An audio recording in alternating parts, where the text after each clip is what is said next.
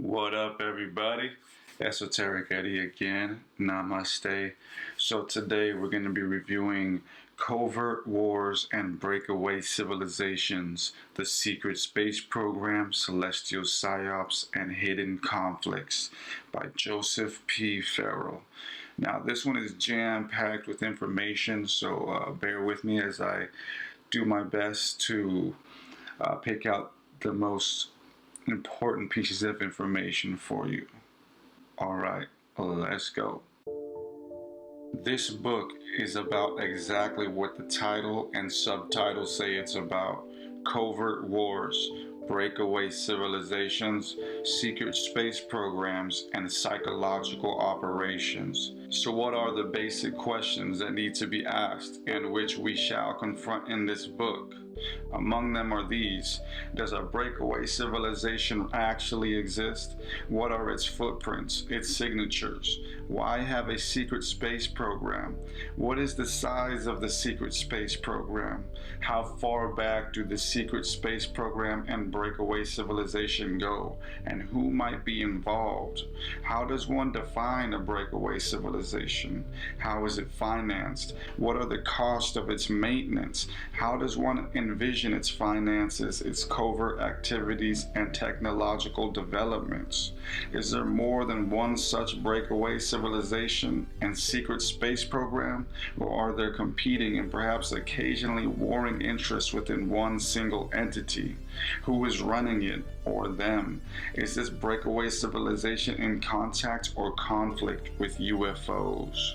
This culture of secrecy was formed under the historical circumstances of the end of World War II and the peculiar and tightly interwoven strategic, geopolitical, and technological imperatives that arose from it. The covert operations mentality, or culture of plausible deniability, would seek a technological capacity to wage war against any enemy or its population undetectably and with plausible deniability. Part 1. Financing fiction and fictitious financing. There is in place and has existed since World War II a vast and almost completely hidden system of finance within the world, and this system of finance has been used to fund the breakaway civilization in all its factions and all its activities which include covert operations of all varieties, from overt and covert warfare of all types, both on this planet and off, to psychological operations targeted at those both on this planet and elsewhere. The Nazis under SS Major Alfred Naujoks counterfeited British money to an intricate degree that was undetectable. This operation, dubbed Operation Andrew, was carried out by hired concentration camp inmates such as Adolf Berger, who wrote about it in his book, The Devil's Workshop. After the war, this operation fell into the hands of German businessman Paul Schwend, who had contacts all over the world. He took Project Andrew and transformed it to Project Bernhard, which would use this facsimile money system for post-war Nazi operations around the world, specifically including Argentina, where his company Bunge & Born was stationed. In the early 2000s, some strange illegal activities led to the conspiracy community uncovering a world of a hidden system of finance. These events are known as the bearer bonds scandals. Of the famous was the scandal in 2009, which consisted of two Oriental-looking men attempting to transfer 249 bearer bonds with 500 million denominations, plus 10 Kennedy bonds, each with $1 billion denominations. These bonds were dated to 1934. These bonds were seized by Italian police, stopping the men from transferring the money to Switzerland. The scandal was so outlandish that President Obama had to issue a bland statement that these bonds were fake. The same year, another scandal broke out. In Spain, 1.64 trillion of Federal Reserve notes from 1934 were seized. Among them were Woodrow Wilson gold certificates with $100,000 denominations. This note is a genuine piece of American currency, but was never used for the general public. It was used between the Federal Reserve banks. This alludes to the upper echelons of the world financial systems using a different system of finance separate from the general public. After these scandals, a strange event occurred within the government of Britain. David Noel Baron James of Blackheath in 2010 spoke to the House of Lords, stating that a strange group of very wealthy individuals reached out saying that they wanted to gift Britain £5 trillion to stimulate theirs and the world economy. Lord Blackheath could only name this organization as Foundation X, trying to come up with a plan on how Britain could disseminate and legally launder the money. Many of the other political leaders refused to cooperate with this strange foundation, sensing a scam. After a couple years of looking into the matter, Lord Blackheath spoke again to the House of Lords, stating, "There may have been a massive piece of money laundering committed by a major government who should know better. Effectively, it undermined the integrity of a British bank, the Royal Bank of Scotland, in doing so. The second possibility is that a major American department has an agency which has gone rogue on it." End quote. The money from Foundation X was transferred and approved by varying banks, including the Federal Reserve and Britain's IMF, International Monetary Fund, passing £15 trillion in 3 segments through the banks of England.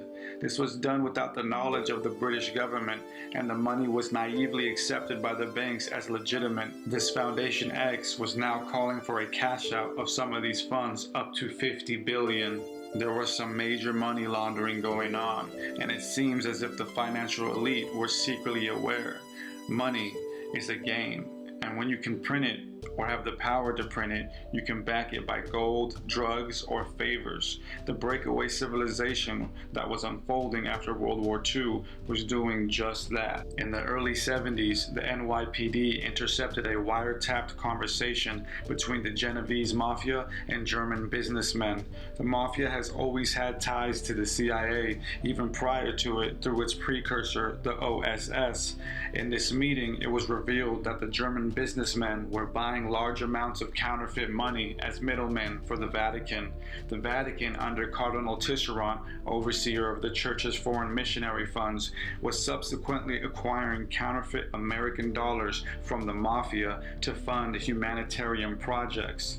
Through Tisserant, the Vatican gained 950 million counterfeited American dollars. When questioned by the mafia if he was concerned about the American government becoming aware of the situation, he simply stated he knew they wouldn't care. It seemed as if he was sending a message of two can play at that game.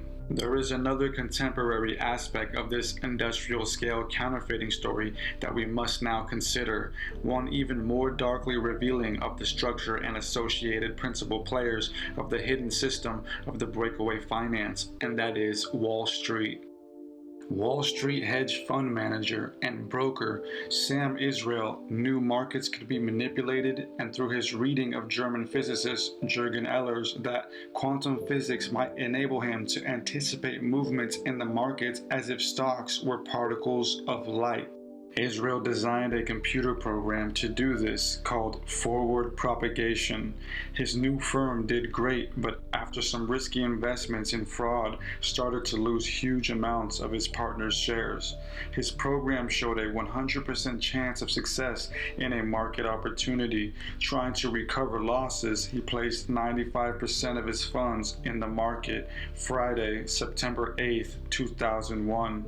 The following Monday, 9/11 happened, and now all the markets were closed. A high-level database management software called Promise was developed by Maryland company Inslaw for the use of the Department of Justice. The CIA stole the program and put it in commercial computers, which it sold to banks and financial institutions. Sam Israel realized if he could get a hold of the software, he could track the movement of money and get ahead of the markets. Danny Casolaro, a private investigator, was hired by Inslaw to find out who stole their program. After much research, he found the situation was tied to a complex array of organizations, which he dubbed the Octopus. Before he could publish his work, Danny Casolaro was found dead. Sam Israel would later, in a desperate act, try to buy into the counterfeit world to recoup losses through Robert Booth Nichols. Nichols was a Black Ops national security asset who worked for America's covert activities for 30 years. Sam Israel was looking to hire Nichols so that he could find him the promised software. Instead of finding Israel the program, he insisted he buy into the counterfeit world of secret finance. Nichols sold Israel some of the infamous bearer bonds from 1934. After Israel was put on trial for his stock market fraud, the issue of the bonds arose and he was placed in prison for the bonds as well. But Nichols walked away with his testimony never being released. Sam Israel told reporter Guy Lawson that he believed the bonds were real and that the government knows about them, and he initiated a lawsuit to recover his bonds, saying if they were fake, thus they should be returned no problem. But they never were. The gold that was initially used for the secret system of finance came from loot taken during World War II. Japanese Imperial Army General Tomoyuki Yamashita was responsible for hiding vast amounts of loot gathered by Japanese forces throughout Asia under Operation Golden Lily. After American intelligence learned of this, a month later, Yamashita was convicted of war crimes. The CIA General Edward G. Lansdale acquired the whereabouts of the gold by torturing Yamashita's men. He briefed General Douglas MacArthur and President Harry S. Truman on the issue, which Truman replied to recover the loot in secrecy. The U.S. used the loot to fund covert political actions worldwide.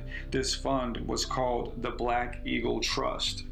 Part 2. Techniques and Technologies, Waging and Concealing Covert War, or How to Wage Total War with Total Plausible Deniability. The covert securities used to accomplish the original national security objective of ending the Cold War ended up in the vaults of the brokers of the World Trade Center and were destroyed on September 11, 2001. They came due for settlement and clearing on September 12th. The federal agency investigating these bonds, the Office of Naval Intelligence, was in the section of the Pentagon that was destroyed on September 11th. To a key group of senior national security officials who had participated in the victory of the economic Cold War in 1991, the World Trade Center, the Pentagon, the 4 airliners and their occupants would become collateral damage in the ending of the Cold War. Their deaths were required to hide the existence of the Black Eagle Trust and the covert activities it had funded for over 50 years. That was a quote from E.P. Heidner from his Collateral Damage, U.S. Covert Operations and the Terrorist Attacks on September 11, 2001. It was the Federal Reserve and U.S. underground intelligence networks that were acquiring all the gold from various nations to issue the facsimile monies to disseminate to the elite of the underground system.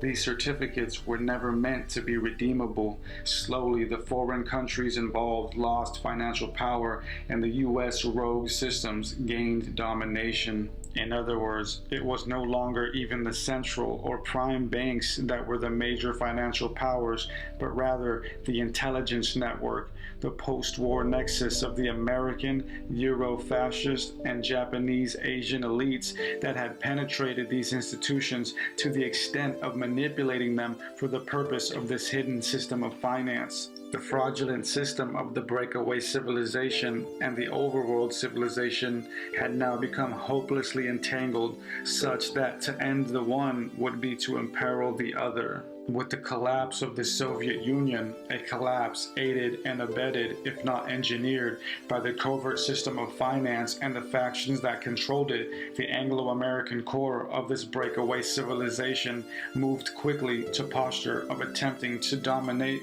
the entire planet. This attempt was manifest in the U.S. Pentagon's doctrine of full-spectrum dominance, and as its name implied, its agenda was to control everything, everywhere, including the high seas, land, air, space, and even outer space and cyberspace. There was a massive 4-volume study on future weapons technologies commissioned by the U.S. Air Force Chief of Staff in 1995 through 1996 entitled Air Force 2025. Dr. Robert Bowman, a retired lieutenant colonel of the U.S. Air Force who directed the U.S. government's early anti-missile defense effort, said of this Air Force 2025, Bush Jr. has now given the Missile Defense Agency the freedom from oversight and audit previously enjoyed only by the black programs. If Congress doesn't act soon, this new independent agency may take their essentially unlimited budget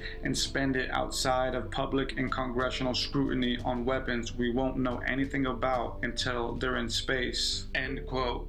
Former Carter administration national security advisor and geopolitical guru Zbigniew Brzezinski noted a phenomenon he called the technocratic revolution. He wrote about this, saying that civilization as we know it is progressing as a primarily technological society, which would cause some dehumanization and will also cause some great advancements in warfare. The Air Force 2025 study contained a paper entitled Weather as a Force Multiplier, Owning the Weather in 2025, stating that the U.S. aerospace forces can own the weather by capitalizing on emergent technologies and focusing development of those technologies to warfighting applications. Dr. Gordon J.F. MacDonald said the key to geophysical warfare is the identification of environmental instabilities to which the addition of a small amount of energy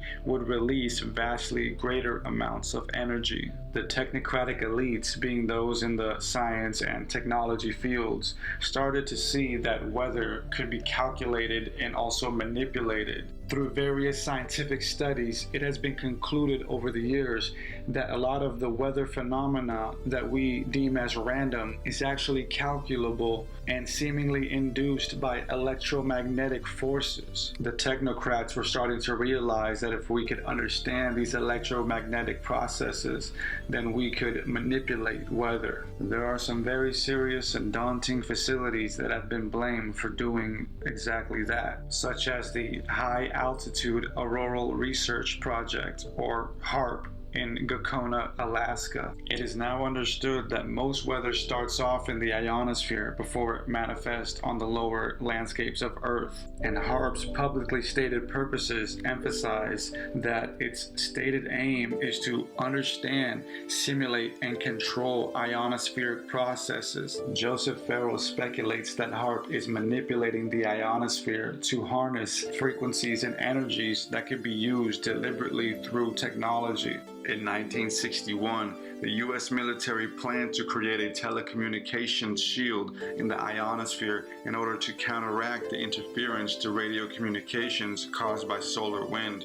This was called Project Westford, in which the U.S. Air Force launched 480 million tiny copper needles, which would create an artificial ring around the world. When shot with microwaves, the copper could be used as a weapon, directing reflected energy back onto Earth. Independent researcher Leah Richmond Donahue, along with her physicist husband Walter Richmond, tracked such events in the post-war years. She wrote that when the military set up the band of tiny copper wires into the ionosphere to orbit the planet so as to reflect radio waves and make receptions clearer, we had the 8.5 Alaskan earthquake and Chile lost a good deal of its coast, that band of copper wires interfered with the planetary magnetic field. The ability to engineer earthquakes most likely became an intense secret and area of investigation for the breakaway civilization scientists and technocrats. July 1976, the Tangshan earthquake in China, which left 650,000 people dead, was preceded by a strange airglow said to have been caused by the Soviet ionospheric heater. A similar airglow effect was reported over the American Midwest in September 1993 at the time of a disastrous flooding. In September 1989, magnetometers at Corralitos in California detected unusual ultra-low frequency waves. In October, they suddenly appeared again at 2 p.m. local time with signals so strong that they went off the scale.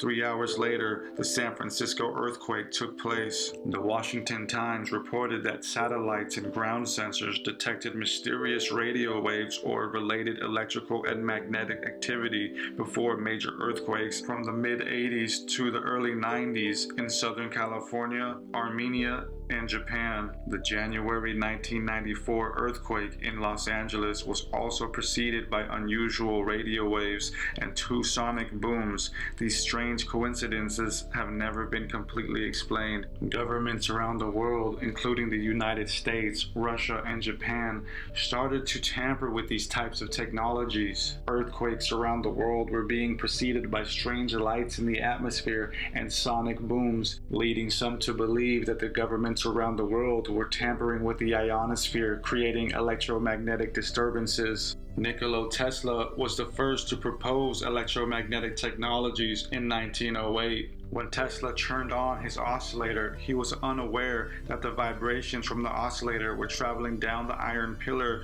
to his basement with escalating force, which were being carried out through the substructure of Manhattan in all directions, causing buildings to shake and windows to shatter. Citizens poured onto the streets in the nearby Italian and Chinese neighborhoods. With Tesla's electromechanical oscillator, the basic technologies of geophysical warfare have been around for more than a century.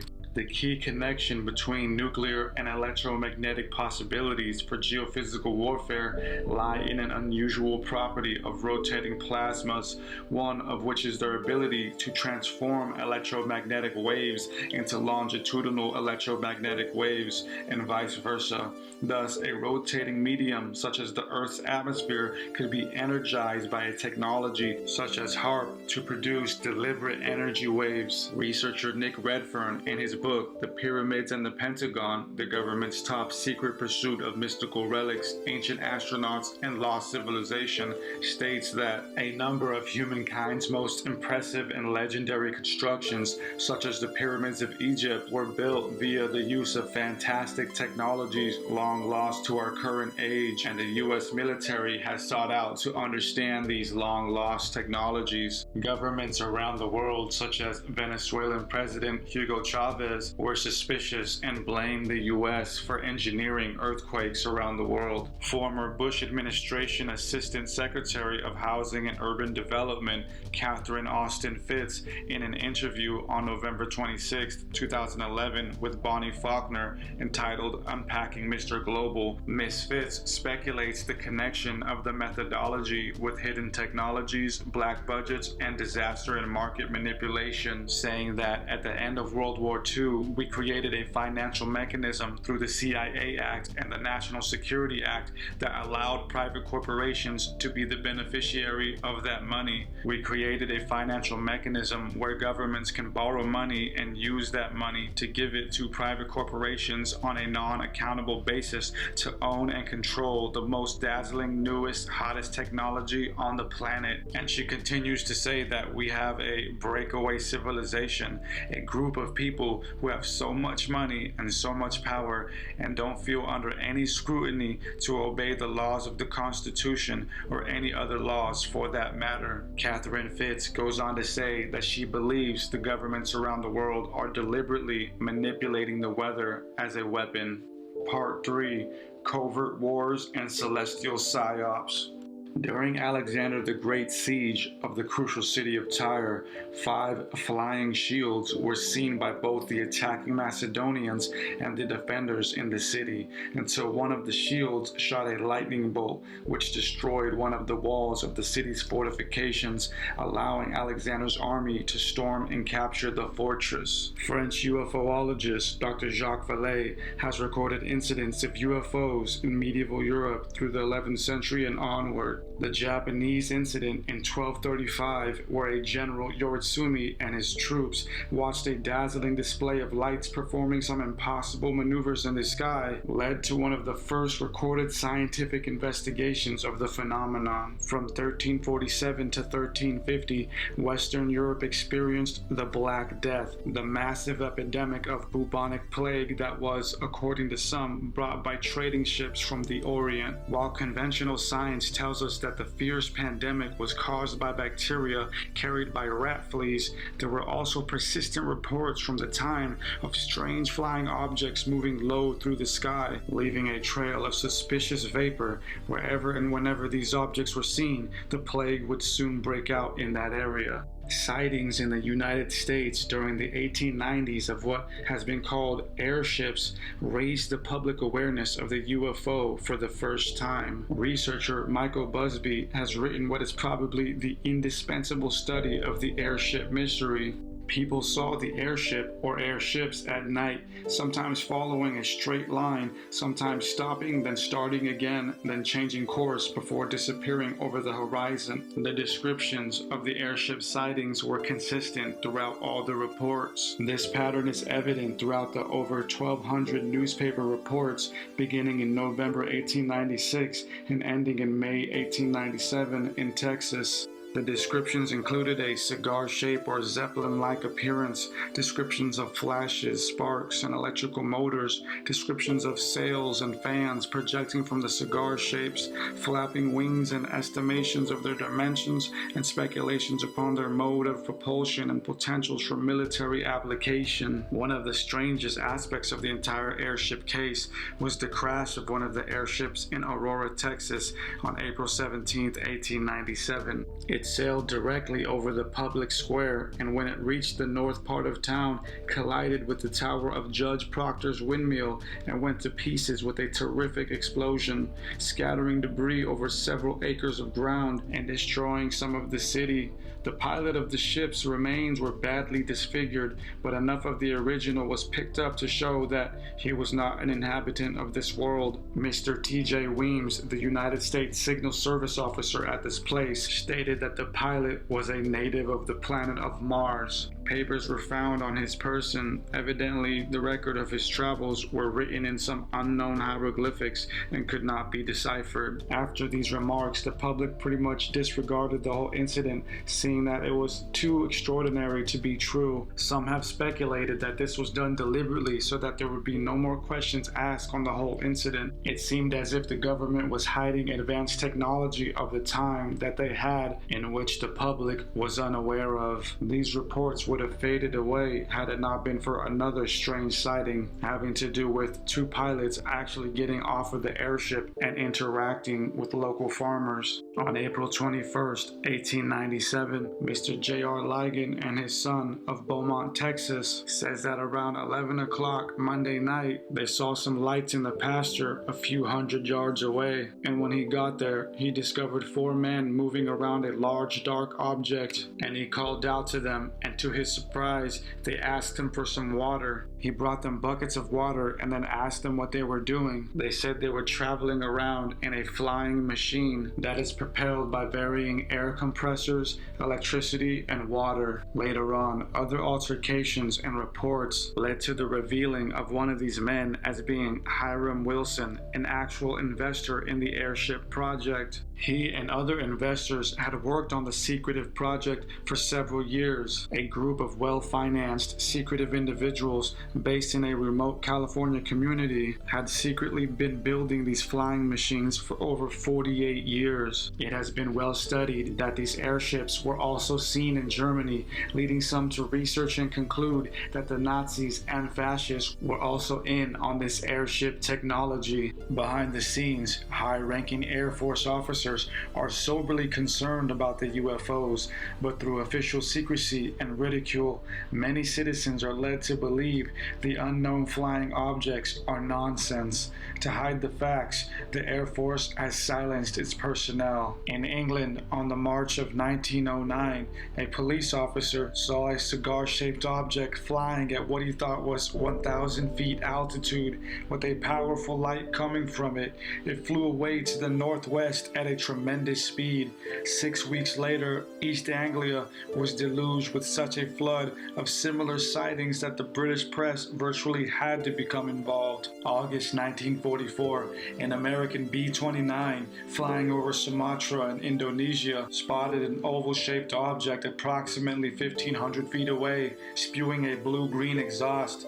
After a series of maneuvers between the aircraft and the object, the latter finally simply accelerated straight up and disappeared. During the Vietnam War, the CIA and U.S. military sponsored special operations assassination squads to conduct assassinations against targeted enemy leaders, sometimes within North Vietnam itself. In August of 1968, just as the team was getting undercover, they heard the unmistakable chattering sound of AK-47 assault rifles firing from the next hill over. Instead of seeing one of their helicopters being fired at, they saw a large semicircular object appearing over the hill next to their position.